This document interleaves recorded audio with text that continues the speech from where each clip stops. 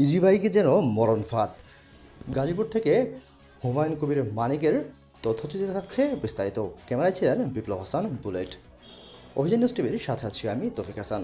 গাজীপুর জেলার ঢাকা ময়মনসিংহ হাইওয়ে রোডে easy bike যেন মরণ ফাঁদে পরিণত হয়েছে। এদিকে সাধারণ মানুষের ব্যাটারি চালিত ইজি বাইক ব্যবহার করছে। ইজি বাইক না হলে তাদের জন্য জীবন চলিকা শক্তি একেবারেই নাজেহালে। এ ব্যাপারে গাজীপুর ডিএমপি ট্রাফিক পুলিশ শত ব্যস্ত, অনেক নিয়মনীতি করেও আইন কানুন দেখিয়ে গাড়ি আটক করার পরও কোনোভাবেই ট্রাফিক পুলিশ নিয়ন্ত্রণে আনতে পারছেন না। হাইকমান্ড অনেক নির্দেশনা দিলেও এবং অনেক নিষেধাজ্ঞার পরেও ইজি বাইক যেন দৌড়ে চলে আসে হাইওয়ে রোডে। এ ব্যাপারে জনগণ ও বিভিন্ন প্রিন্ট এবং ইলেকট্রনিক মিডিয়ার সাংবাদিকদের জিজ্ঞাসা করা হলে তারা বলেন, সরকারের রাজস্ব আয়ের একটি বিশাল সম্ভাবনা রয়েছে এর মধ্যে, যা প্রতি বছর প্রায় 40,000 কোটি টাকা রাজস্ব আসতে পারে। তোর বাসা কই? বাসা কই? হ্যাঁ, খরতুল। তোর নাম কি?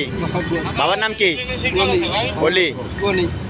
আচ্ছা, ডরাইস না, তুই রিল্যাক্সে বক্সে যা, পরে কথা কর, ঠিক আছে? ডরের কিছু